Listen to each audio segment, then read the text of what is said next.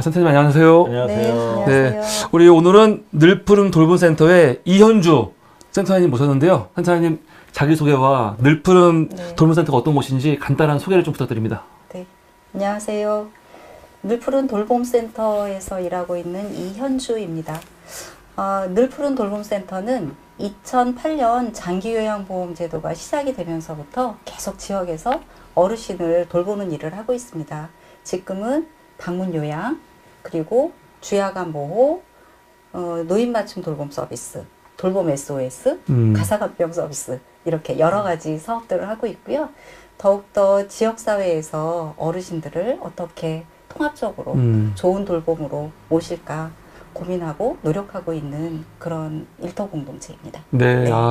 제가 들은 첩보에 의하면 네. 우리 박용수 대표님께서 네. 센터장님 모시려고 시도를 많이 했는데 절대 안 나온다 하시다가 두 분 간에 딜이 있어갖고 뭐였죠? 나오셨다고 하시던데 왜 이렇게 절대 안 나오시려고 하셨습니까?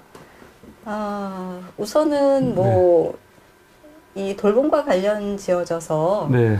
이미 여러분이 나오셔서 많은 이야기를 하셨더라고요. 겹치는 경우가 많아서? 네, 일단 저희 사회적 협동조합 도우누리의 민동세 이사장님이 나오셔서 전반적인 돌봄에 대한 이야기를 쭉 하셨고, 또 윤여울 원장님 나오셔서 또 관련된 이야기도 많이 하셨고, 김미진 센터장님 다 저랑 같이 또 일을 하셨던 분들이라서 굳이 제가 나와서 어떤 일을 말을 할 수 있을까 그런 생각이 들었습니다. 화면빨이 너무 잘 받으세요. 역대급인데요. 좀 클로즈업 좀 할까요? 뭔가 막 이렇게 아니 정말 화면빨이 엄청 잘 근데 또 겹치는 게 있어도 사실은 또 사람마다 바라보는 관점이라든가 달라가지고 또 아까 밖에서 우리 잠깐 얘기했지만 또 센터님 얘기하면서 우리 원장님이라든가 민동세 대표님하고 또 말했다가 전혀 다른 또 보게 됐는데 그럼 지금부터 하나하나씩 저희가 좀 질문을 해보도록 하겠습니다. 우선 센터장님이 어떤 분인지 굉장히 궁금한데 센터장님은 지금 노인분들 그러니까 어르신분들을 위한 일을 하고 계시잖아요. 원래부터 이렇게 어른들에 대한 관심이 많았습니까? 막 어른들만 보면은 막 가슴이 뭉클거리고 저분들 도와줘야지 막 그런 분들 마음이 있었던 거예요? 아니요, 그렇지는 않습니다. 그렇진 않으세요? 네. 어르신들을 돌보는 일은 굉장히 어렵고 제가 특히 직접 돌보는 일은 더욱더 어려운 일이잖아요.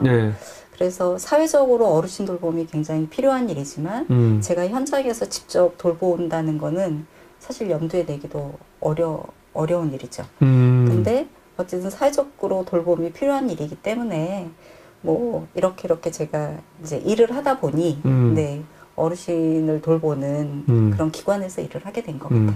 근데 아까 우리 잠깐 얘기할 때 들어보니까 학창 시절부터 우리 센터장님은 사람들에 대한 좀 뭐랄까 이 궁휼한 마음 그런 건 있었다고 하시던데 그게 어머님 여정이 있었다고 하셨잖아요.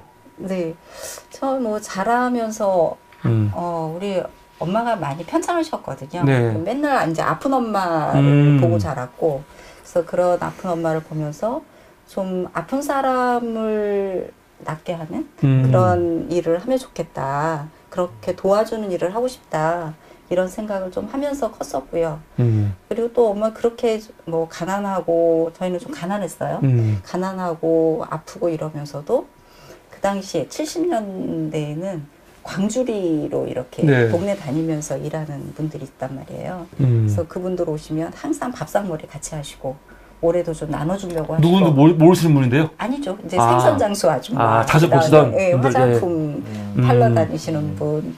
이런 분들 오시면 그 생선장수 냄새가 나더라도 기꺼이 우리들하고 같이 식사하게끔 하시고 그런 모습을 보면서 일상에서 나누는 것이 되게 필요하다 이런 생각도 그냥 암암리에 하게 됐고 무엇보다도 지금의 이제 잔상이 남는 거는 그 당시에 그런 방문 판매하셨던 분들이 네. 다 여성 노동자들이었다.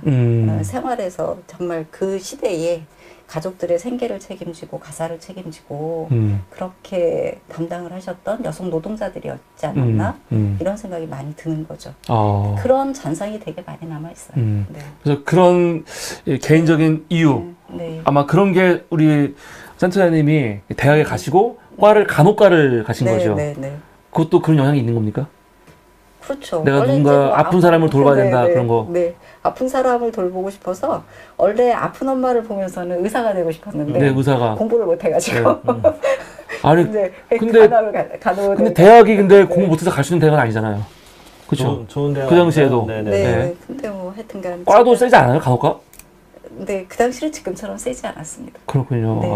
그래서 의사가 되고 싶었는데 네. 간호과를 갔다. 네. 그래서 그거에 대한 좀 뭐 한이 있으세요?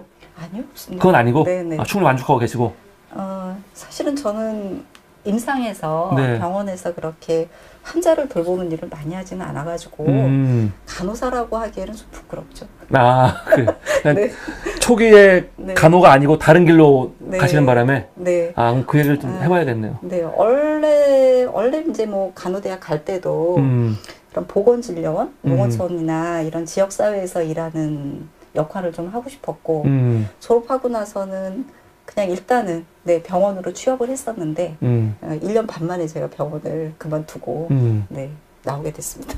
왜 보건진료원으로 네. 뭐 그게 이제 보건진료원이 어떤 데인지 네. 대학병원에 뭐 병원하고 어떤 차이가 있는지 왜 그쪽으로 가려고 하는지 좀 설명 해주실래요? 네. 보건진료원은 이제 간호사가 일정하게 공부를 뭐 해서 그 농촌 지역이나 이렇게 병원이 없는 곳에 직접적으로 보건진료소 이런 거를 운영하면서 그 주민을 돌보는 그런 활동이에요. 그래서 그거를 하고 싶었는데 어쨌든 대학 시절을 이렇게 지내다 보니까 그 윤현 원장님하고 했던 그런 동아리도 같이 하게 되고 그 다음에 지역에서 그 노동자들을 돌보는 그런 야학 활동 그리고 성동 주민위원 일을 같이 이제 준비하게 되었죠.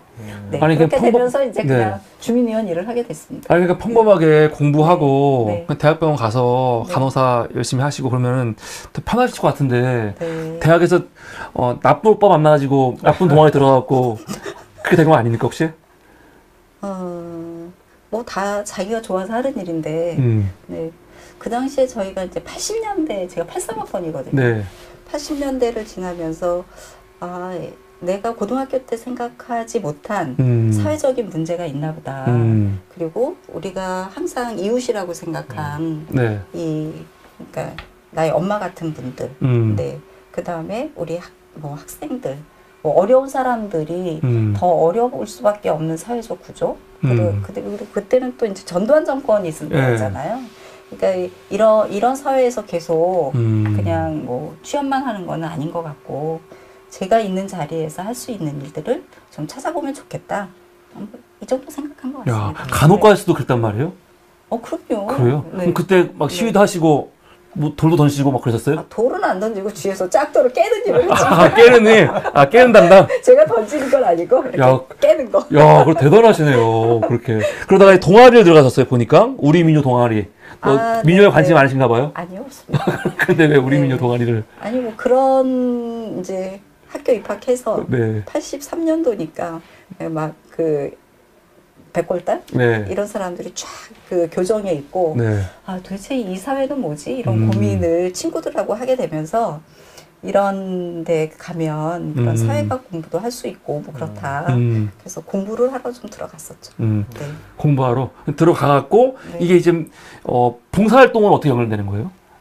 거기는 봉사활동하는 것은 아니고 주로 그 이제 이사회에 대해서 같이 공부하고 뭐 그 다음에 어떻게 하면 이런 그때 당시에 군사 독재를 어떻게 타도할 수 있는지 네, 뭐 이런 것들 그 속에서 우리가 어떤 역할을 할 수 있는지 그 다음에 노동운동에 우리가 어떻게 기여할 수 있는지 뭐 이런 것들을 주로 고민을 하다가 이제 간호학이니까 3학년 되면서 실습이 있어요. 그러니까 이제 그 동아리 활동을 계속할 수 없어서 그 간호대학 쪽에 학회 활동을 하게 됐죠. 네, 그게, 그러면서 이제 옆에 의청이 있어가지고, 네. 네. 의청이 의료 청년 구국단. 구국단. 네. 네. 이름도 굉장히 이제 뭔가 진료 활동하는 네. 그런 동아리에 네. 같이 하게 됐습니다. 야, 의과대학에도 아주 의식 있는 분들이 많이 계셨나 봐요. 네, 윤여로 원장님. 그러니까 네. 특이한 케이스 아닌가요?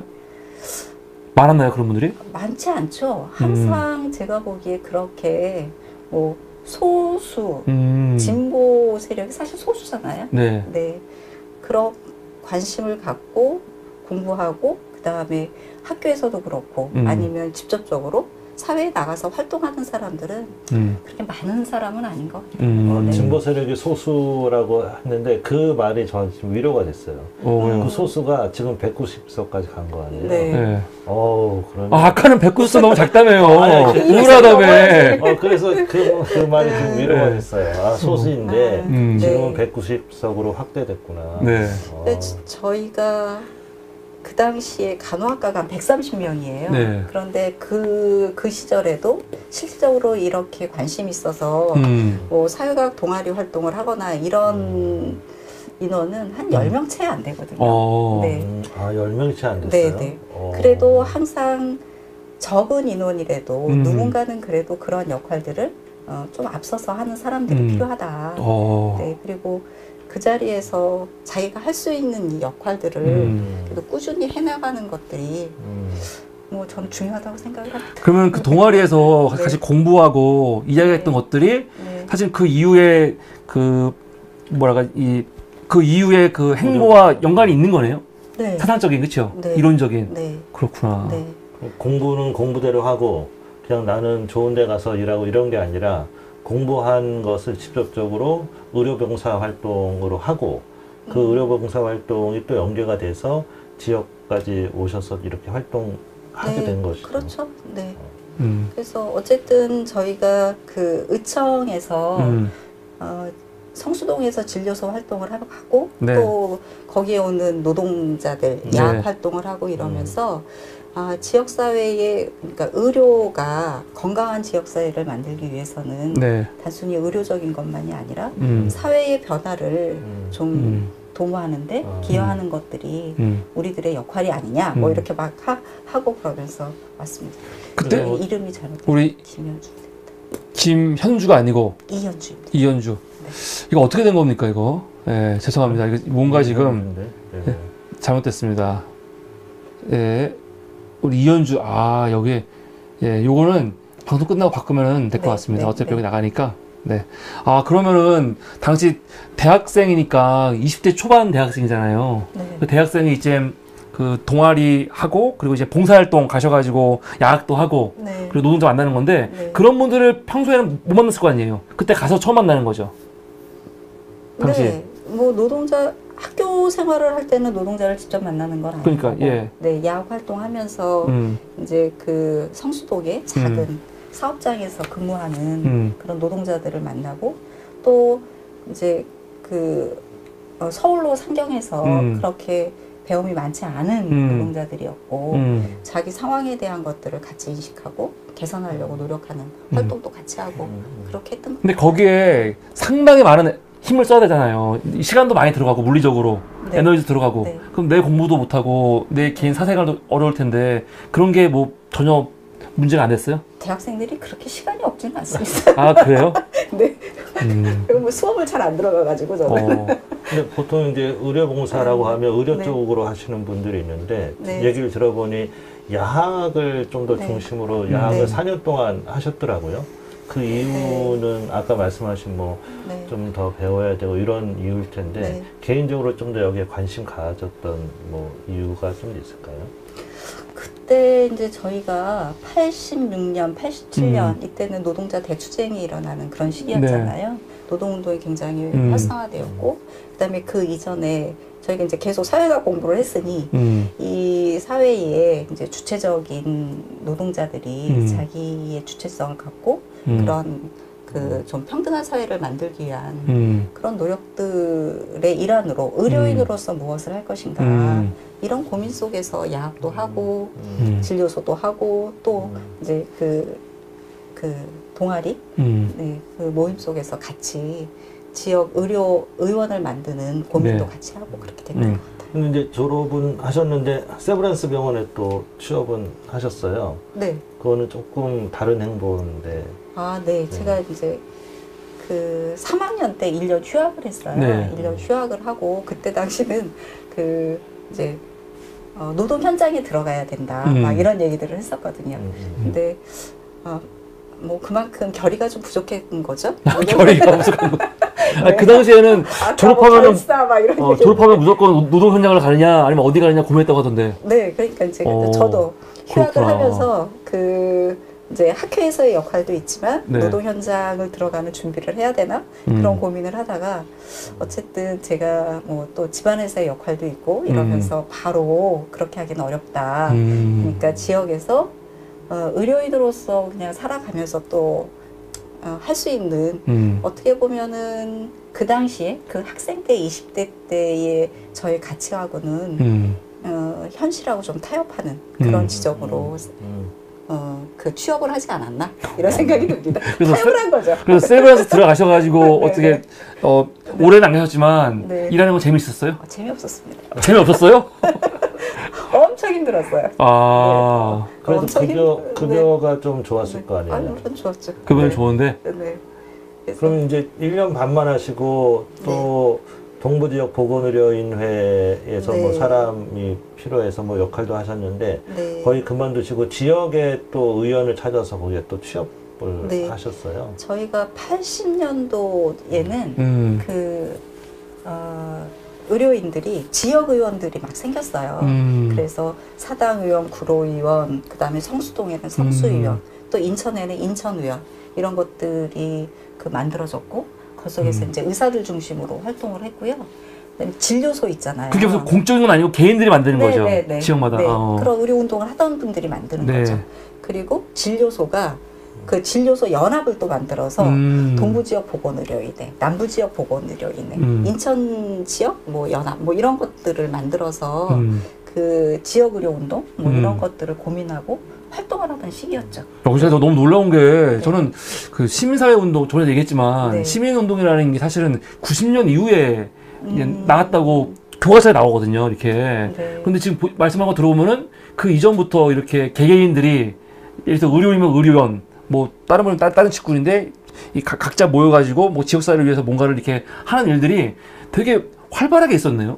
그러니까 하나의 부문 운동이죠. 네, 그러니까 이제 노동, 농촌 뭐 이런 것처럼 저희는 의료인의 그 직종을 가지고 하나의 부문 운동으로 지역 의료 운동이라고 생각해서 그런 활동들을 지역 하고 의료 있어요. 운동이 일반적인 개원 병원하고 개인 의원은 좀 다른 점이 뭐예요? 활동하는데?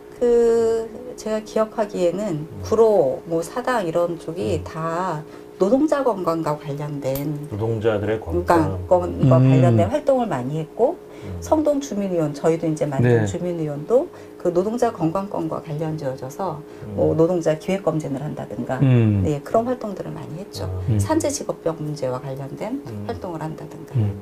그래서 이제 우리 윤여원 원장님하고 같이 시작하신 게 아까 성동 주민의원이요? 네. 그걸 시작하신 거예요, 같이? 네, 같이. 선생님은 원장님은 이 원장님 그리고 네. 우리 선생님은 간호원으로. 네, 네. 그때 처음 시작할 때 몇 명이셨어요? 저희가 주민의원 준비하면 원장님하고 저희들이 쭉 선후배들이 같이 했었거든요. 다 지인들끼리? 네, 저희 선배 간호사들이 네. 하나, 둘, 셋, 네 명. 간호사들 4명, 그다음에 임상병리사 1명 이렇게 해서 시작을 했던 거예요. 크게 시작했네요. 뭐 규모는 작지만 일하는 네. 사람은 많이 있었죠. 그래서 원장님이 적재가 심했다 이런 네, 얘기. 맞습니다. 처음에는 손님도 없었다고 하시던데. 네. 근데 재밌었어요? 같이? 재밌었어요. 그때. 네. 즐거우니까 하는 거죠. 네. 네. 다 자기가 좋아서 한다고 쳤어요. 그때 제 인상에 남았던 게 성동주민위원회에서 왜 길거리에 길거리 나가서 보건활동. 네. 그거 좀 설명 좀 해주세요.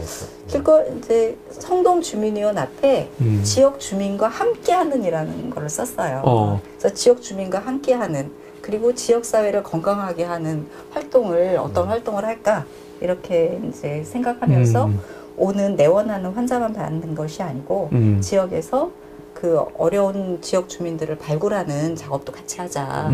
그래서 이제 테이블 하나 이렇게 접이식 테이블 들고 그다음에 혈압기, 뭐 혈당기 이런 거 가지고 나가서 재드리고 건강 상담하고 그 속에서 어려우신 분들은 또 연계해서 뭐 민들레도 연계하고 이런 활동들을 했죠. 그다음에 정말 어려우신 분들 병원에 진료도 받게 하고. 네.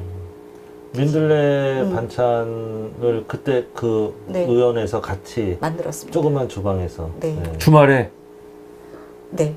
근무 끝나고 근무 끝난 다음에 만난 거잖아요. 네, 그렇죠. 그리고 근무 시간에 할 수 그리고 없으니까. 이거 나중에 주말에 이거 배달도 하시고요. 네. 왜 이걸 지역 건강한 지역사회를 그러니까요. 난 도저히 이해가 안 되네. 근데 그거 네. 되게 즐거우시고. 지금 지금 같았으면 완전히 이거는 노동 시간을 이미 넘어서는 거니까 더군다나 쉬는 날 일시키는 건데 그런 개념이 아니네요. 업무의 연장이 아니고 업무 연장이 아니고 자발적 자원 활동입니다. 네. 자발적. 네.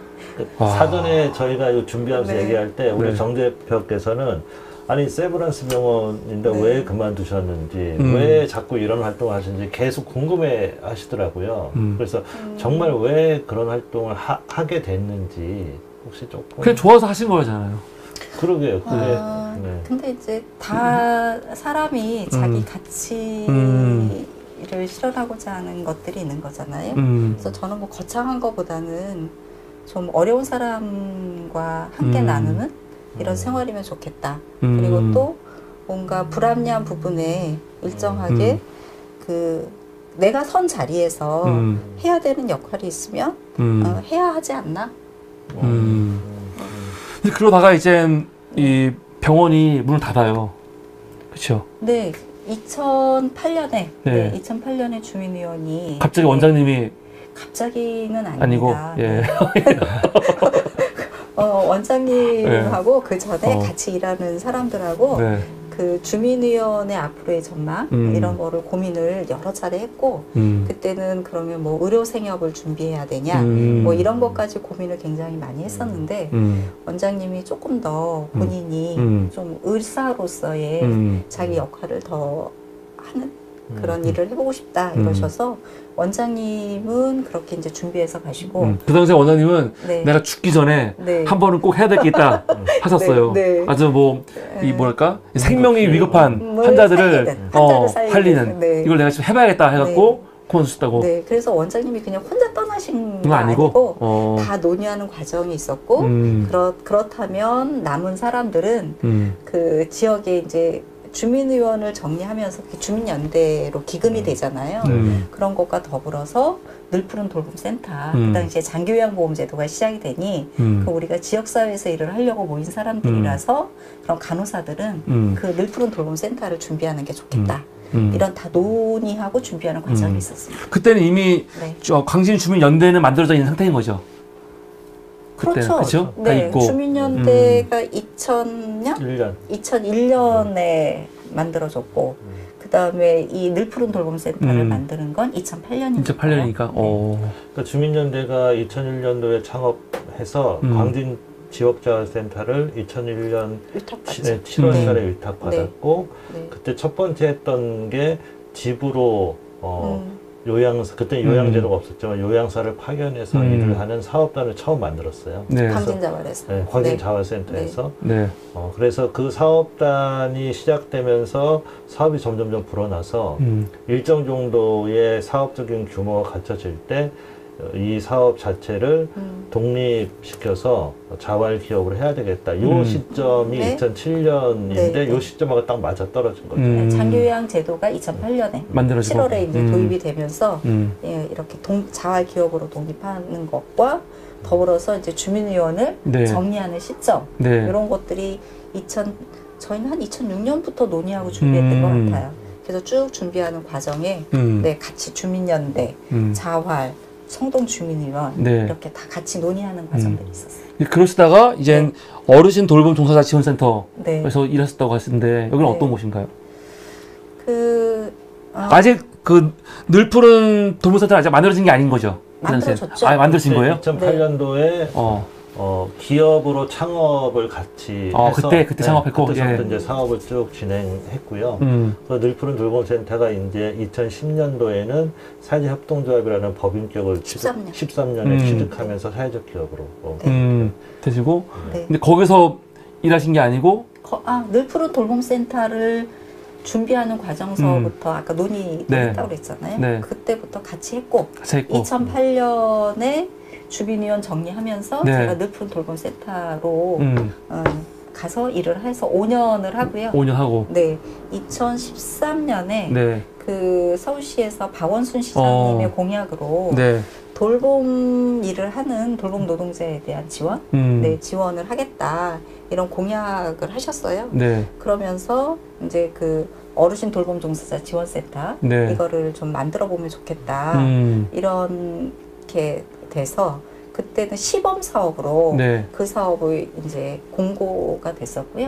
그때 제가 늘푸른 돌봄센터 5년 동안 일하면서 가장 좀 힘들었던 일이 요양보호사가 근골격계 질환이나 여러 가지로 부당한 대우를 받으면서도 그것을 상담할 곳이나 지원하는 이런 곳들이 없었던 거예요. 그래서 그런 것들이 필요하다고 생각하던 찰나에 네. 그런 게 만들어진다고 해서 제가 그쪽에 가서 일을 하게 되었죠. 그렇구나. 네. 그러면 어르신 돌봄 종사자 지원센터는 그 요양 보호사들을 위한 지원해주는 센터인 거예요? 네. 요양보호사만이 아니라 네. 장기요양요원을 지원하는 곳이죠. 장기요양요원은 네. 장기요양보험 제도하에 네. 일하는 요양보호사, 사회복지사, 뭐 기타 등등의 직종들을 다 지원하는 곳이 그 지원센터인데 요양보호사가 주로 많아요. 네. 그리고 그 중에서도 방문 요양보호사들이 처우가 더 열악하고 네. 그렇기 때문에 방문 요양보호사를 중심으로 지원을 하고 있었습니다. 그런데 이 방문 요양 보호사들은 주로 다 여성들인 거예요? 남성들은 없습니까? 거의 95%가 여성이지 않을까 싶습니다. 지금도요? 그럴걸요? 저희 센터가 요양보호사가 65명 중에 2분만 남자 요양보호사이거든요. 그리고 남자 요양보호사 부인 자체가 엄청 어렵습니다. 그리고 시설에 있을 때 제가 네. 중랑요양원에 있었는데 그때도 요양보호사가 90명이 넘는데 거기서도 남자 요양보호사는 2명이었어요. 요양보호사의 처우나 네. 뭐 근로조건이 얼마나 안 좋길래 지원센터까지 만들 정도인지 그 처우를 조금 설명해 주시면 좋을 것 같아요. 그러니까 이 요양제도가 크게 시설 급여하고 재가 급여로 나뉘어요. 그럼 시설은 24시간 어르신을 돌보는 곳, 네. 요양원. 네. 이게 이제 시설이고 여기에서는 요양보호사들도 3교대로 하면서 월급제로 임금을 받죠. 물론 월급제라고 해도 대부분은 최저임금의 기준선이라고 보시면 될 것 같고요. 그 다음에 그 나머지는 방문요양, 방문목욕, 주야간 보호까지 다 재가급여예요. 어르신이 집에서 계시면서 이용하는 제도란 말이에요. 그런데 주야간 보호는 8시간 노동을 가능한 거기 때문에 여기는 그래도 월급제예요. 네. 네.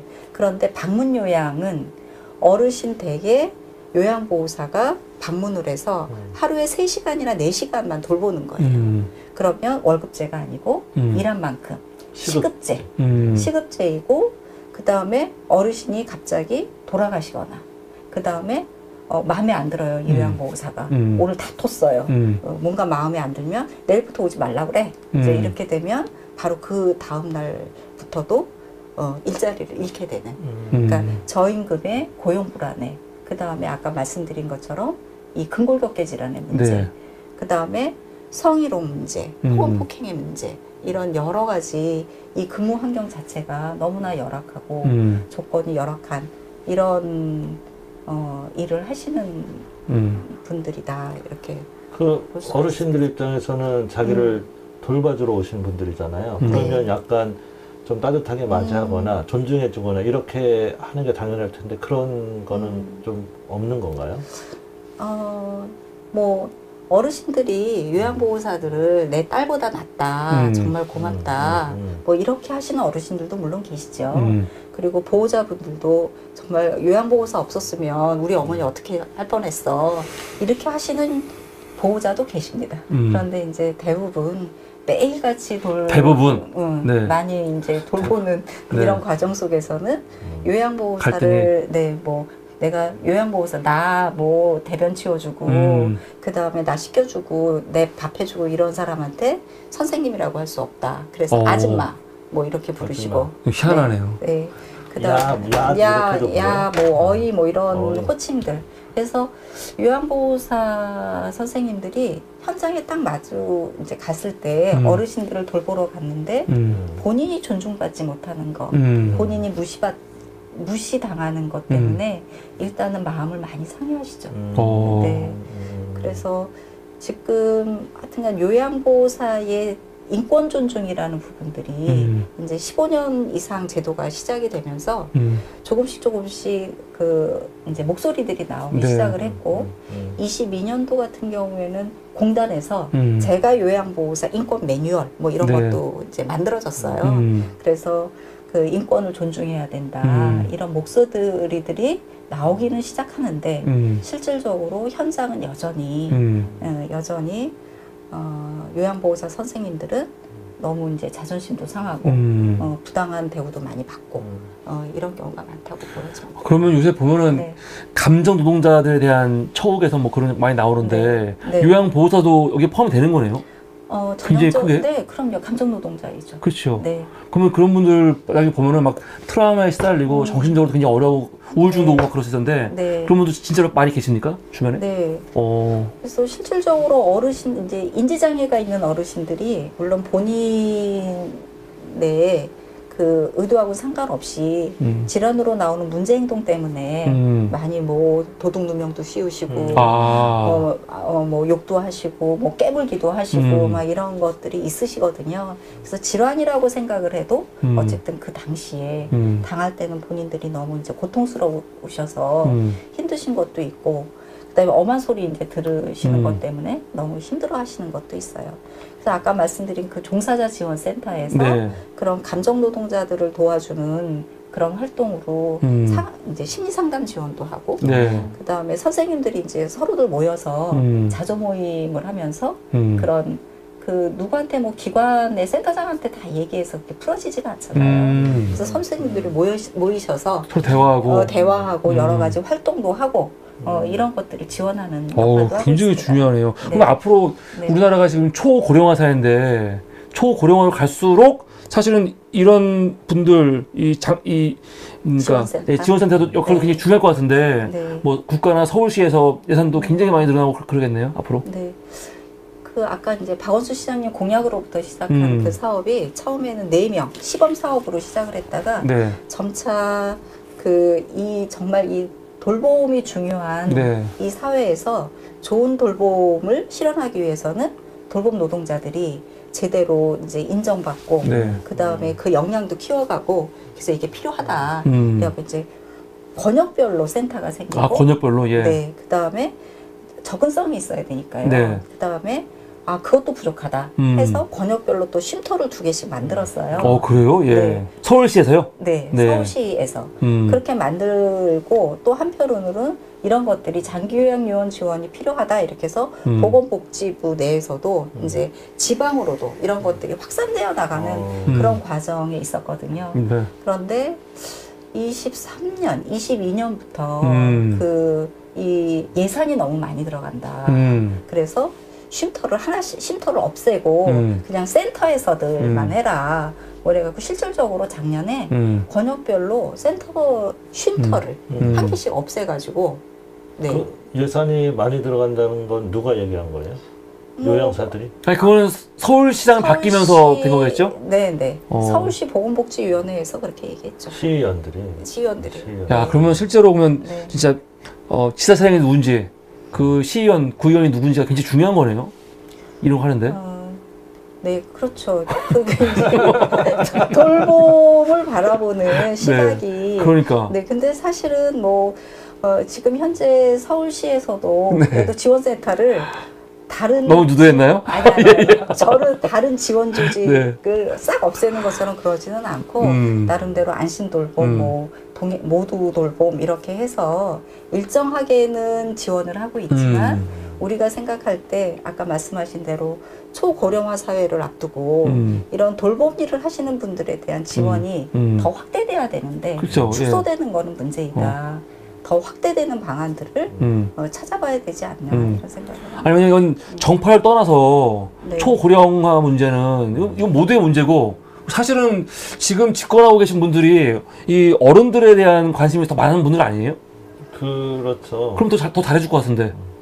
이게 이제 또 다른 문제가 뭐냐면 요양사 분들이 많이 필요하잖아요. 네. 초고령 사회 되면.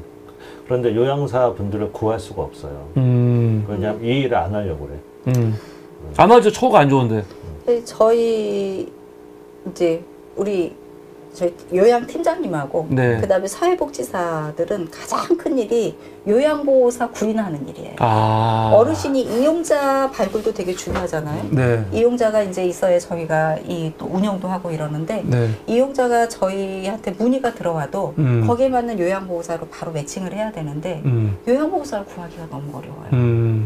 그리고 이제 그 요양보호사가 이미 너무 많이 고령화된 거죠. 그래서 50대, 60대 초반이신 분들은 요양보호사 자격증이 있어도 일단은 아직까지는 내가 다른 일을 하다가 그래도 요양보호사 일을 해야지 이렇게 생각을 하시는 거예요. 그래서 이 방문요양 쪽으로는 특히 잘 안 오십니다. 그러면 이거는 처우를 좋게 해주면 많이 늘어나는 거 아니에요? 네, 그렇다고 생각해요. 근데 왜 안 돼? 처우가- 이게 왜 안 될까요? 저는 이제 이게 사회인식도 연결됐다고 보는데 네. 최근에 제가 호주의 요양제도 얘기를 들으면서 우리나라의 젊은 30대들이 호주로 요양사 일을 하러 네. 유학을 간대요. 거기는 요양사로 내가 가서 집에 가서 일을 하면 한 달에 300에서 400의 급여를 받는다고. 그래서 우리나라에서는 요양사 일을 거들떠보지 않는 젊은 여성이 호주에 가서는 그 일을 하기 시작했다. 이런 얘기를 좀 들어서 야, 이게 그 사회에서 그 일을 하는 사람을 얼만큼 잘 대우해 주냐 이 문제도 있는 것 같고 특히 우리나라는 그렇게 돌봄을 하는 것들은 다 가정의 엄마들이나 딸들이나 여성들이 안 보이게 했던 거고. 꼭 값싸게 하는 거. 그렇죠. 값싸게. 이걸 그림자 노동이라고 부르는데, 그냥 그렇게 값싸게, 편하게, 그냥 심부름 시키듯이 해왔기 때문에, 그게 아직도 우리 안에 인식이 그렇게 남아있는 것 같아요.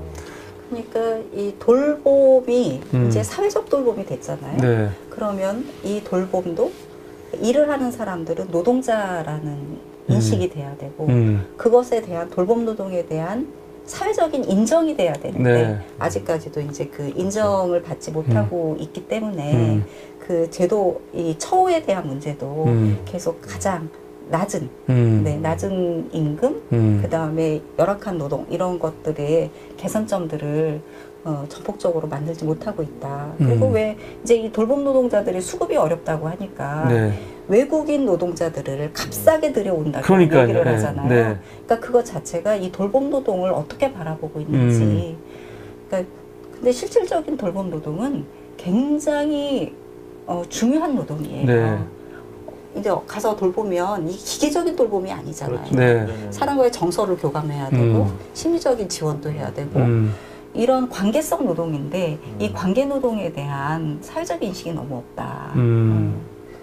그런 생각이 듭니다. 네, 그러면 지금 아까 그 서울시에서 운영하는 어르신 돌봄 종사자 지원센터 같은 경우는 얼마나 계셨던 거예요? 저는 거기에서 8년 있었습니다. 와, 8년? 네, 7년 반 정도 있었어요. 그럼 지금은 뭐 시장이 바뀌면서 조금 지원이 줄긴 했지만 아직도 여전히 지금 운영되고 있는 거죠? 네. 계속 운영되고 있고. 예산이 다행히 그렇게 제가 또 이제 거기 운영위원으로 또 이제 가끔 참여하고 있는데 예산이 그렇게 줄지는 않았지만 아까 말씀드린 대로 예산이 주는 것이 문제가 아니고 점차 지원의 영역이 확대돼야 된다는 거죠. 요양보호사들은 다 지역에서 일하시는 분들이잖아요. 네. 그럼 지역에서 일한다면 쉼터를 줄이는 것이 아니고 오히려 근거리에서 쉽게 접할 수 있도록 더 확대돼야 되는데 그걸 축소한 것이 문제인 거다. 이런 생각이 들죠. 8년 네. 동안 일을 하시면서 조금 이거는 조금 좋은 결실을 맺었다. 이런 게 또 있으실 것 같고 아까 아쉬운 점 쉼터 없어지는 거 네, 말씀하셨는데 그 외에 네. 좀 더 개선해야 되는데 못했다 이런 것들이 있을까요? 2013년 11월에 이제 개관을 하거든요. 13년 개관을 하고 그 이후에 그 석재은 교수님이라고 계시는데 나름대로 이제 이 지원센터가 그 자기 역할을 다하기 위해서는 그 실무자 몇 명이 할 수 있는 것은 아니었던 것 같아요. 그래서 그 사회적으로 나름대로 이 돌봄 노동을 중요하다고 생각하는 그런 전문가들이 많이 결합을 하셨죠. 그래서 그러면서 그때 그 좋은 돌봄이라는 좋은 돌봄? 네. 나쁜 돌봄이 있다는 거네요? 네. 네. 그래서 우리가 이 사회적으로 좋은 돌봄이라는 가치를 잘 실현하는 것이 중요하다. 그래서 좋은 돌봄이 무엇인지 그리고 좋은 돌봄을 실현하기 위해서는 무엇들을 해야 되는지 이러한 그 나름대로의 어떤 개념 이런 것들을 만들어내고 그 다음에 요양보호사들하고 같이 토론하고 논의하고 이러면서 2015년에 좋은 돌봄 실천선언이라는 거를 만들어요. 그게 이제 어떤 학자가 혼자 이제 교수님이 만드신 게 아니고 현장에서 요양보호사의 목소리들을 다 듣고 우리가 어르신을 잘 돌보기 위해서는 어떻게 해야 되는지 또 우리가 지속적으로 건강한 노동을 하기 위해서는 어떤 것들이 마련돼야 되는 건지 이런 것들을 다 의견을 모아가지고 좋은 돌봄 실천선언을 만들고 그걸 이제 공표하고 그리고 요양보호사들의 어떤 교육을 할 때나 아니면 이런 거를 할 때 계속 좋은 돌봄 실천선언에 대한 교육도 하고 좋은 돌봄 실천단도 만들고 이런 활동들을 쭉 했거든요. 그리고 그 과정 속에서 이제 서울 요양보호사 협회를 만드는 좋은 돌봄 실천단 활동을 하신 분들이 서울 요양보호사 협회를 만들게 됐어요. 당사자들의 네, 조직이죠. 네, 그래서 서울 요양보호사 협회가 이제 작년에 전국 요양보호사 협회로 확대되어 나가는 그런 과정이 있습니다. 그래서 이 요양보호사 협회를 중심으로 해서 지금 장기요양요원 지원 조례가 지금 25개 자치구에 다 만들어졌어요. 네. 서울시에 2015년에 만들어지고 2019년도 돼서는 다 자치구별로 만들어졌죠. 근데 조례는 만들어졌지만 그 조례에 의한 활동들이 열심히 하고 있는 것은 그렇게 많지 않습니다. 네, 광진구는 작년에 22년에 장기요양 실태조사를 해요. 네. 그 조례에 근거해서. 네. 그래서 실태조사를 하고 23년부터 광진구 요양보호사들에게 네. 그 복지 포인트를 지급을 하기 시작을 했고 또 나름대로 교육이나 아니면 힐링 캠프나 이런 것들을 지원하는 일을 하고 있습니다.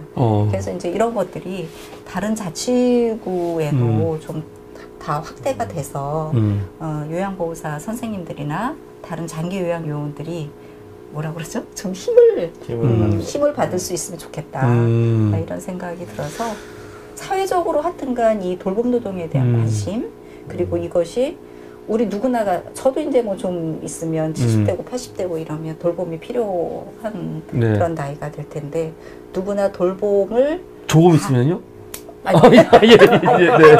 한참 있으면 네. 그래서 그런 그 돌봄이 다 누구에게 필요하기 때문에 돌봄을 소중하게 생각하는 그런 사회적 인식이 정말 중요하다 이런 생각이 들고 제도적으로도 그렇게 잘 뒷받침이 돼야 된다. 네. 그리고 이제 아까 말씀드린 좋은 돌봄이라는 것이 그냥 어르신들한테 어르신 중심의 우리가 서비스를 제공해야 된다. 맞춤형 서비스를 제공해야 된다. 뭐 사람 중심의 서비스를 제공해야 된다.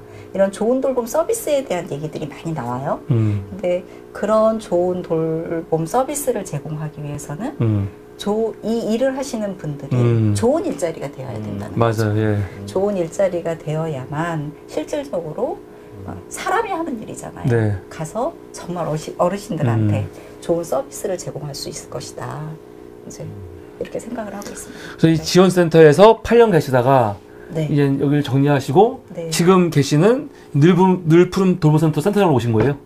그 전에 네. 제가 이제 그 김희진 센터장님 있던 네.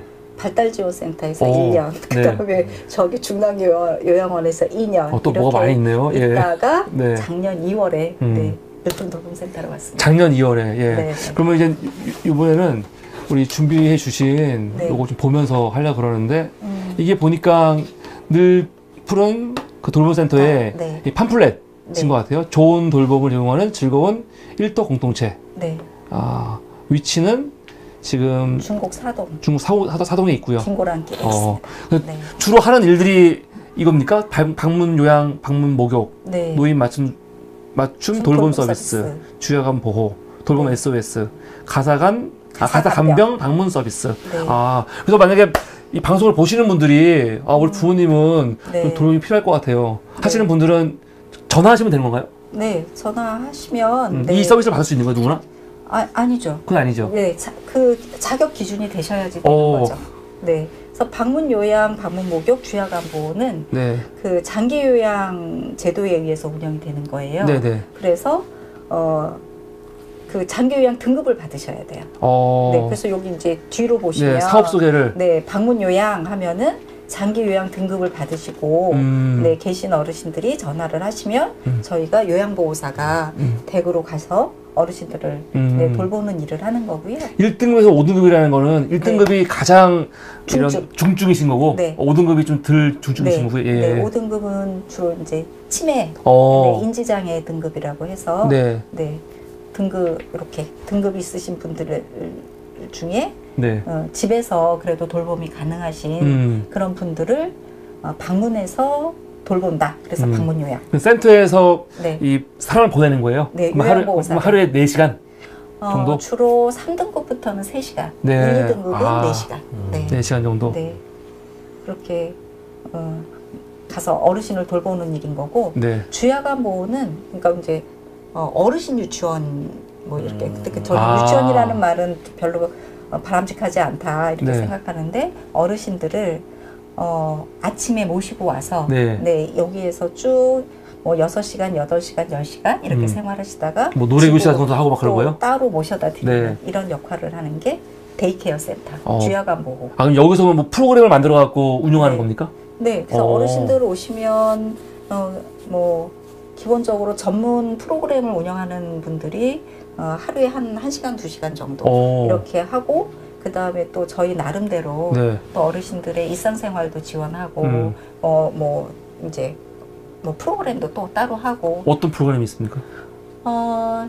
운동하는 것도 뭐 있는 것 같아요. 프로그램 전문가들이 결합하는 그런 것들은 뭐 국악 서비스, 국악 프로그램, 미술 프로그램 뭐 이런 것들 많이 하고 있고요. 운동 프로그램. 그다음에 이제 그거를 하루 종일 못하죠. 강사들이 할 수는 없으니까 네. 저희들은 어르신들 일단 오면 어르신들과 같이 하는 체조. 네, 그다음에 또 이렇게 또 식사하시고 나서는 바둑도 두시고 장기도 두시고 네. 그다음에 고스톱도 치시고 그다음에 휴식도 하고 그다음에 거기 지금 저희 텃밭 가꾸기 하고 있거든요. 네. 그러면 텃밭 가꾸기도 같이 하시고 또 안마 의자에 딱 앉으셔서 산을 바라보면서 안마도 받으시고 그리고 뭐 운동기구가 여러 개 있어요. 네. 그래서 그런 건 짬짬이 휴식할 때 하고 있는 거고요.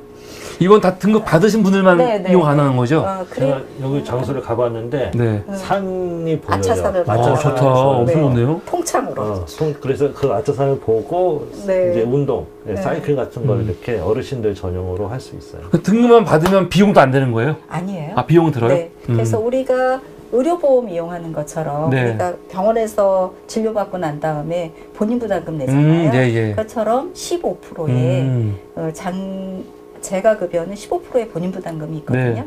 그렇게 내시고 기초수급자이신 분들은 물론 무료이시고 예. 그다음에 15%라면 금액이 어느 정도 선이에요? 그 등급에 따라서 조금씩 차이가 있는데 한 뭐 15만 원에서 20만 원 정도? 한 달에? 네. 네. 그 정도라고 생각하시면 되고, 그 다음에 이제 방문 요양하고 주야간 보호를 저희가 하잖아요. 네. 그런데 그 점차 가능한 한 네. 가정에서, 그 다음에 어르신이 살던 지역에서 오랫동안 그 생활을 유지하시는 게 굉장히 중요하잖아요. 네. 그래서 지금 시범으로 하는 것 중에 네. 통합재가 서비스라는 게 있어요. 통합재가 서비스? 네. 아, 여기는 없네요? 네, 여기는 없는데, 네네. 그 시범 사업으로 운영을 하는 거라서 저희가 이제 4월부터 시작을 했거든요. 그래서 주야간 서비스를 받으시는 어르신이 집에 가시면 네. 혼자 계신 분들은 또 뭐 식사나 목욕이나 이런 것들이 안 되잖아요. 그래서 주야간 보호 서비스와 방문 요양, 방문 목욕 이 서비스를 다 네. 통합적으로 받으실 수 있도록 하는 거예요. 그래서 실질적으로 뭐 주야간 3일 이용하시고 네. 그 다음에 방문 요양 3일 이렇게 이용하시는 어르신도 있고 또 주야간 이용하시면서 주말을 방문 요양으로 아니면 저녁 시간을 방문 요양으로 이렇게 이용하실 수 있고요. 또 방문 요양 이용하시는 분이 네. 이 통합재가 서비스에는 간호사와 물리치료사를 필수 인력으로 두고 있어요. 네. 그래서 방문 요양 서비스 받으시는 분들이 한 달에 뭐 한 2, 3회 주야간을 방문하셔서 그 간호사한테 건강사정을 받으시고 그 사료관리를 쭉 하고 물리치료도 받으시고 이렇게 하는, 그러니까 주야간과 방문 요양을 왔다 갔다 하면서 받으실 수 있는 통합재갑 서비스를 지금 공단에서 시범 운영하고 있는데 저희 센터는 그것을 4월부터 네. 잘 됐네요. 네. 이제 쭉 준비하다가 지금 4월부터 그거를 시작하고 있습니다. 야, 이런 정보를 네. 참 알고 아냐 모르냐가 굉장히 중요하겠네요. 왜냐면 사실은 뭐 우리 센터장님 같은 경우는 워낙 활동을 많이 하셨으니까 너무 당연히 알겠지만 저 같은 경우는 이런 게 있었나? 네. 하거든요, 사실요. 그 부모님을 모시는 분들이 아직도 장기요양보험 제도를 잘 모르시는 분들. 예, 이름은 들어봤어요. 한번 네. 명칭은 들어봤는데, 네. 아, 그게 나랑 뭔 상관이야? 사실 그런 네. 거지. 구체적으로 잘 몰랐거든요. 네. 그래서 이제 우리가 부모님이 계시면 약간 좀 뭐 그 진압력이 없어지신다거나 네. 아니면은 좀 배회가 시작된다거나 좀 엄한 소리를 하시거나 이러면 일단은 그 치매 안심센터가 다 자치구별로 있잖아요. 네. 그래서 치매 검사들을 꼭 받아보시면 좋겠다 이렇게 권유를 드리고, 그 다음에 혼자 거동이 어려워지시거나 이러면 네, 장기요양 등급을 받으셔서 네. 이런 그 제도를 이용하시면 도움이 많이 될 것 같습니다. 야, 굉장하네요. 난 진짜 네. 깜짝 놀랐네. 내가 아버지 때문에 고민이 많았는데 이걸 보면서 이거 잘 적절하게 잘 네. 활용하면은 딱 괜찮겠다. 네. 갑자기 그런 생각이 들었어. 노인 맞춤 돌봄 서비스하고 돌봄 플러스 이것까지 얘기 들으시면 더 깜짝 놀라시죠. 아, 그래요? 네네네. 그 노인 맞춤 돌봄 서비스는 네. 장기요양 사업은 아니고요. 네. 보건복지부에서 네. 바우처 사업으로 이제 진행을 하는 건데 우리가 독거 어르신들이 많잖아요. 네. 그래서 만 65세 이상 좀 저소득층의 네. 어르신들이 독거이시거나 부부 세대이신 경우에는 이 서비스를 받으실 수 있으세요. 네. 그래서 이거는 요양보호사처럼 등급 받으신 어르신들이 이제 거의 저희가 매일 가잖아요. 이거는 그런 거는 아니고 일단은 독거이신 분들은 안전안부가 제일 중요하기 네. 때문에 안전안부 확인을 하고 그다음에 조금 거동이 힘드시고 일상생활이 어려우신 분들은 또 주 2, 3회 가셔서 생활지원도 해드리는 그런 서비스예요. 생활 지원이라는 거는 뭐 식사라든가 청소 네. 그런 거 말하는 네, 거예요? 그런 것도 해드릴 수 있고, 또 하나는 일상생활에서 그 은행을 가야 되거나 병원을 가야 되거나 이런 것도 되게 중요하잖아요. 네. 매일같이 뭐 밥은 조금씩 본인이 하실 수 있다고 하더라도, 그래서 그런 동행 서비스, 어떤 공과금 납부 이런 것도 같이 봐드리고 일상생활을 지원하는 이런 서비스도 이 노인 맞춤으로 받으실 수 있어요. 그래서 그 내용 너무 좋은데 네. 이게 이해가 되네. 이 내용 너무 좋다 보니까 다 해주는 거잖아, 하나씩. 다 해주다 보니까 이용자들이 오해를 하겠네요, 진짜. 얘네들은, 이 사람들은 내 거의 뭐 몸종같이 내 사소한 일까지 내가 시키면 하는 사람이야. 이렇게 오해를 하겠네요. 너무 서비스가 좋다 보니까. 노인 맞춤 돌봄 서비스는 네. 그렇게 다 해드리지 않고 네. 일단은 그 생활지원사라고 해요. 네. 이분들이 일주일에 한 2번 정도 전화하고 찾아뵙고 그다음에 필요한 뭐 또 필요한 것들이 있으면 자원 연계를 해서 갖다 드리고 네. 그러니까 필요한 것들을 다 갖다 주니까 다 못 갖다 주지. 네. 그래서 자원을 저희가 찾는 일도 굉장히 중요하거든요. 그래서 후원 물품 개발도 되게 중요해요. 저기 후원할 것 있으면 좀 알려주세요. 연계할 거. 옷가게, 네, 빵집 뭐, 이런 네, 거 다 협약해서 후원 받고 네. 그걸 또 나눠드리고 하시더라고요. 네. 그렇구나. 그래서 이렇게 노인 맞춤 돌봄 서비스를 받으시다가 네. 조금 생활 더 거동이 불편해지시고 어려움이 있으시면 요양 등급을 받으시고 재가 요양 서비스를 받으시다가 더 중증이 되시면 24시간 돌봄이 필요하시면 그 시설로. 네, 그래서 이제 시설이라는 거는 요양원을 얘기하는 겁니까? 요양원. 네. 그런데 가능하면 네. 그 시설에 들어가시는 그 시기를 늦출 수 있도록 지역사회에서 다 같이 노력을 해야 된다. 지역사회에서? 네. 아. 그리고 이제 우리 아버지 문제를 나 혼자는 해결할 수 없는 거네요. 그렇죠. 네. 그래서 아버님이 좀 아직 건강하십니다. 네. 어려움이 있으시거나 그러면 네, 저희 센터로 상담해 주시면 좋을 것 같습니다. 네. 저희 아버지는 지금 네. 내치에서 열심히 일하고 계십니다. 아, 네. 아, 경제활동을 하시던. 네, 네. 아, 그러면 감사한 일이죠. 네. 네. 정말 감사하게 맞습니다. 생각하셔야 예. 됩니다. 그러니까 이제 어르신들이 네. 요양원에 들어가기 싫어하세요, 시설에. 네. 이제 어떤 분들은 요양원 그 정문 앞에 갔다가 그 네. 옆에 나무가 있는데 나무를 붙잡고 오세요? 안 들어가려고. 네. 그 정도예요? 네, 그런 분도 있고, 그 보통 이제 보호자가 자녀들이 요양원을 데리고 갈 때 요양원 갑니다 이렇게 얘기를 별로 안 하고 좋은데 갑니다 이렇게. 좋은 구경하러 가요 아버지 이렇게? 근데 가보면 요양원이니까 그러니까. 네. 거기에 대한 충격도 크고 그래서 요양원에 가면 꼭 죽는 것처럼 버림받는 느낌이 그렇죠. 드시는 거네요. 그런데 요양원을 보내는 사람 심정에는 이 어르신을 집에 계속 뒀다가는 어떻게 네. 될지 몰라서 그렇죠. 네. 그것 때문에 이 어르신의 안전을 위해서 보내는 거예요. 그러면 그 집에서 안전한 서비스를 받거나 그 집 자체가 안전한 환경이 되면 사실 요양원을 그렇게 막 억지로 가거나 좀 더 빨리 들어가거나 이렇게 안 해도 되거든요. 근데 그 안전한 환경이나 안전한 서비스는 다 지역사회에서 이루어져야 되는 거죠. 지역사회에서 이루어지고 제도적으로도 보완이 돼야 되죠. 만약 이제 아까 방문요양이 3시간밖에 안 가신다고 했잖아요. 근데 인지장애가 있는 어르신 같은 경우에는 만약에 심하지 않은 경우에 그래도 3시간 가고 그 다음에 뭐 저녁 시간에 우리가 1일 2회 서비스가 가능하다든가 그러니까 요양보호사가 월급제로 운영이 된다면 네. 훨씬 네, 어르신들을 저희가 돌아가면서 뭐 1일 2회, 1일 3회 이렇게 서비스도 가능할 것 같고 그러면 요양원에 가시는 것을 훨씬 늦출 수 있는 그런 이제 환경이 만들어질 수 있을 것 같아요. 네. 그리고 단기보호 시설 같은 경우에도 좀 확산이 되면서 해야 되는 거고 또 하나는 이 방문 요양기관들이 너무 많다 보니까 이런 그냥 자기 어르신을 그냥 이렇게 묶어두는 이런 것도 있는 것 같아요. 그래서 이제 필요하면은 정말 이게 뭔가 이렇게 컨트롤 타워가 있어서 이 어르신의 맞춤형 돌봄 서비스를 할 수 있도록 이분은 방문 요양을 뭐 1일 2회 가능하다. 그러면 그렇게 그 다음에 주야간 갔다가 방문 요양 받게. 그다음에 목욕 서비스도 어떤 방식으로 할 수 있을지. 그다음에 진짜 그렇게 해도 이 부분은 24시간 야간에 꼭 서비스가 돌봄이 필요하다.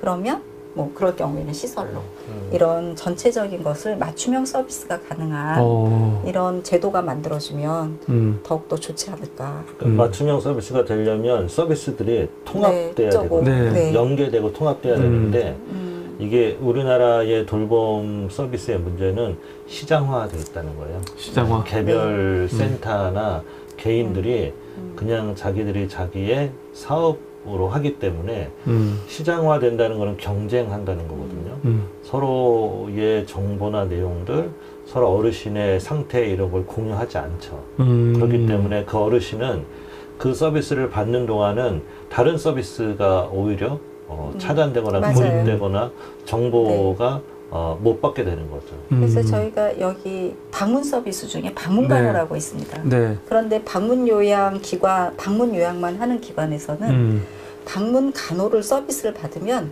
이분이 쓰실 수 있는 방문 요양의 횟수가 줄어들어요. 이 수가가. 그러니까 그냥 방문 요양만 하게 되는 이런 경우들도. 그렇죠. 간호가 필요한데 네. 어떤 이제 기관에서 자기들 수가가 주니까 그 필요를 일부러 그런 서비스가 있는 정보를 일부러 얘기 안 알려주는 거예요? 야. 그래서 우리가 이제 이 의료보험도 그렇고 그 다음에 장기요양보험도 다 그 사회보험이잖아요. 네. 그럼 보면은 이 의료나 돌봄이라는 것은 공공재라는 거죠. 네. 공공재인데 실질적으로 의료도 공공병원이 너무 없고 네. 그다음에 돌봄 쪽도 공공기관이 별로 없어요. 네. 그래서 이 의료나 돌봄이라는 것이 이 공공성을 확보하기 위해서도 제도가 많이 변화해야 되고 그런 공공기관들이 더 확대돼야지만 일정하게 뭐 제가 얼마 전에 그 주영수 교수님 글을 읽었더니 공공병원이 적어도 공공의료기관이 20%만 돼도 이 모양은 아니다. 이제 이런 말씀하신 것처럼 돌봄기관 역시 이 공공기관들이 좀 확대돼야 됩니다. 네. 아니 그럼 지금 우리 서울에 돌봄센터가 꽤 많이 있나요? 제가 요양센터인데 꽤 많죠. 꽤 많죠. 그러니까 광진구에가 74개 네. 있거든요. 74개, 76개 있는데 광진구에만요? 네. 예. 노원구는 200개 정도 네. 된다고 그래요. 그렇게 많으면은 네. 서로 이렇게 협조해가지고 하면 잘 될 것 같은데 협조가 안 되죠. 요새는 부동산도 네. 협조를 하잖아요. 그래서 어디 지역이 있으면 서로 연대해가지고 연결해주고 해 그러는데 왜 이렇게 의식이 있는 일을 하시는 분들이 계시는 네. 일인데 왜 협조가 안 될까요? 이렇게. 그게 이제 초기에 장기요양보험 제도를 만들 때 이 제도를 국가가 일정 정도 공공성을 담보한 곳들만 이 사업을 하게 하지 않고 공공성이 있는 뭐 비영리 단체라든가 일정 정도의 뭐 감사가 가능한 법인이라든가 뭐 사회적 협동조합처럼 다중 이해관계자가 뭐 이용자와 지역사회의 뭐 시민단체나 그다음에 요양사나 사회복지사가 다중으로 들어가서 공동으로 운영하는 이런 사회적 협동조합 모델이라든가 이런 쪽으로 이 서비스를 이런 것만 제공해야 된다라고 이렇게 막아놨어야 되는데 이 부분을 개인 사업자까지 네. 그냥 개인이 사무실 조그만 거 하나 내면 이 사업을 할 수 있도록 다 열어놨어요. 그렇기 때문에 이 사업이 그냥 시장화돼서 수익화된 거고 어떤 공공적인 서비스 개념보다는 내가 어르신 몇 명 하면 얼마 더 벌어 딱 이 개인 사장 마인드로 이게 됐기 때문에 수익 사업이기 때문에 그렇죠. 이용자를 얼마큼 막 유치하느냐 이게 그렇죠. 중요한 거네. 네. 뺏기면 안 되고. 그렇죠. 그래서 실제 유치할 때 선물이나 이런 거를 줘요? 해야 돼. 이거 신문사들이 하는 거잖아요. 이제. 근데 이제 저는 그 개인으로 운영하시는 분들 중에서도 진짜 훌륭하게 돌봄을 제공하고 그다음에 운영하시는 분들도 있다고 생각해요. 네. 그런데 그렇게 말씀하셔야죠. 예, 예. 아니, 네. 워낙 이게 제도적으로 네. 아까 말씀하신 것처럼 시장화되어 있고 일단 기관을 운영해야 되는 입장이 되다 보면 어쨌든 이용자를 유치해야 되고 그 다음에 또 우리가 그 고용한 채용한 요양보호사, 뭐 사회복지사 직원들이 있잖아요. 네. 그분들의 일자리를 또 제공해야 되잖아요. 그럼 또 이용자를 발굴해야 되는 거고 이 장기요양기관 운영자들도 사실은 굉장히 어려움이 많이 있어요. 이 사업이 어떤 수익성이 많이 나는 사업이 아니거든요. 그렇기 때문에 뭐 그 전체적으로 이 수가도 좀 올려야 되고 수가도 네. 네, 그 다음에 여러 가지 이 지속적으로 일할 수 있는 환경을 만들기 위해서 제도들도 좀 보완이 되고 이러면 좋겠다는 생각이 많이 있습니다. 네. 상대적으로 늘 푸른 돌봄센터는 좋은 서비스 질관리를 위해서 좀 더 하시는 일은 더 있잖아요. 특별한 일, 딴 데가 안 하는? 네네네. 오. 근데 이제 굉장히 부끄러운 일인 것 같아요. 네. 근데 저희가 좋은 돌봄을 제공하는 이렇게 이야기하고 있지만 여전히 아까 제가 일하는 사람들이 좋은 처우를 받고 안정돼야 좋은 서비스가 제공되는 기본이다 이렇게 얘기를 했지만 저희가 그렇다고 해서 급여를 그냥 뭐 약간 몇백 원 더 드리는 거. 그 다음에 근로기준법을 지켜서 유급휴일을 잘 지키는 거. 그 다음에 선생님들이 현장에서 어려움이 있을 때 좀 즉각적으로 대응하고 뭐 필요하면 이용 종료도 하고 그다음 그러고 좀 선생님들 편에서 즐거운 일터 공동체 만들기 위해서 사회적 협동조합이니까 노력을 한다. 그리고 또 이 요양보호사의 전문성이 강화돼야 되니까 저는 교육도 많이 하려고 노력을 하는데 선생님들이 너무 힘들대요. 그래서 다른 센터는 안 하는 맨날 회의해라, 교육 와라, 막 이제 이런 것들 때문에 힘들다고 하시지만 또 나름대로 자부심도 있으신 것 같아요. 네, 그래서 그런 활동들을 하고 있는데 어쨌든 저희가 개인이 운영하는 게 아니고 사회적 협동조합이 운영하는 거기 때문에 선생님들이 주인이 되는 주인의식 그리고 나름대로의 그런 직원 대표자 회의를 저희가 매월 하고 있거든요. 그 직원은 요양사 네네. 요양보호사 대표, 생활지원사 대표, 그다음에 그 팀별로 대표들을 다 뽑아서 그분들의 의견들을 듣고 의견을 수렴해서 개선하려고 노력도 하고 그런 활동을 하고는 있는데 워낙 제도 자체가 그 저희가 별도의 수익을 올릴 수 있는 구조가 없다 보니까 그 너무 한계가 많다. 그리고 이제 어떻게 하면 선생님들이 건강을 잃지 않고 지속적으로 노동하실 수 있을까 이것이 가장 큰 고민입니다. 네. 그러면 늘 푸른 돌봄센터에서 지금 근무하시는 요양보호사분들 계시잖아요. 네. 그분들은 오래되신 분들이에요? 저희가 근속연수를 보니까 그 10년 이상 일하신 분들도 한 30% 정도 되시는 것 같고, 네, 그다음 이제 새로 유입되시는 선생님들도 계시고요. 처음에 이제 그 초창기부터 시작했던 선생님들도 제가 다시 왔는데 한 8, 9분 되시더라고요. 그렇구나. 네. 아니 센터가 과연 처우 문제를 잘 하고 계시는지를 제가 한번 여쭤보려고. 안 좋으면은 금방금방 이직할 거 아닙니까? 근데 이제 저희가 좋은 일자리를 만들어야 되는데 그 이제 보상은 제대로 못 해드리니까 저희가 가능한 한 서로 마음은 돌보는 그런 마음을 돌보고 그러려고 노력은 하고 있습니다. 네, 오늘은 우리 늘푸른 돌봄센터의 우리 이현주 센터장님 모시고 사실 그동안 뭐 장기 요양보험이라든가 용어는 들어봤었는데 사실은 잘 몰랐던 부분인데 좀 구체적으로 어떤 그 우리 시민들이 필요할 때 그런 서비스를 받을 수 있을까 이 돌봄에 대해서 좀 많이 이야기 나눴는데요. 너무 값진 시간이었습니다. 우리 혹시 마지막으로 하실 말씀 있습니까? 마지막으로 좀 뭐 제도 변화라든가 늘푸른 돌봄센터에 하실 얘기 좀 조금 더. 늘푸른 돌봄센터가 그 자활기업에서부터 출발을 했기 때문에 어쨌든 그 일하는 사람들의 일터, 그 취약계층의 일터, 꼭 뭐 기초생활수급자나 이렇지 않더라도 아까 말씀드린 것처럼 요양보호사가 취약하다라는 얘기보다는 여성들의 돌봄노동이라는 부분이 그 인정받을 수 있도록 노력하고자 한다. 늘푸른 돌봄센터는. 그리고 그 여성 돌봄 노동을 좀 귀하게 여기는 그런 사회가 됐으면 좋겠다. 이런 생각이 들고요.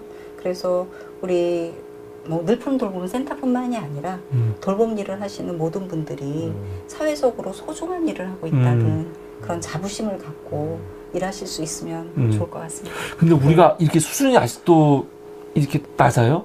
그러니까 이런 인식이 난 말 바뀌지 않았나 생각이 드는데 여성 노동에 대해서 사람들이 돌봄 노동에 대해서 이건 별거 아니야. 지금도 그래요? 네. 아 그래요? 네. 내가 너무 의식이 높았구나. 처우가 얘기를 하죠. 처우가 말만 하는 게 아니고 실질적으로 처우가 좋으면 좋은 일자리일 수 있고 그 다음에 이렇게 너무 구인이 어려워요. 요양보호사 구하기가 어렵고 그 다음에 그 아프신 상태를 참아가면서 일을 해. 마음이 아프고 몸이 아프고 이런 걸 참아가면서 일을 해야 되는 그런 노동이라 많이 안타깝죠. 근데 우리 사회가 지속하기 위해서 특히 고령화 사회에서는 돌봄 노동자들이 제대로 된 처우, 그 다음에 인정받는 거 이런 게 더 모두가 같이 노력을 해야 될 일이 아닌가. 같이 노력해 주세요. 네, 감사합니다. 오늘 귀한 시간 내주신 우리 이현주 센터님 감사하고요. 다음 주에도 광진주민연대에서 또 다른 새로운 게스트 또 모셔가지고 또 새로운 우리 이슈 함께 이야기하도록 하겠습니다. 오늘 방송은 여기서 마치겠습니다. 여러분 감사합니다. 고맙습니다. 센터장님 수고하셨습니다. 네, 수고하셨습니다.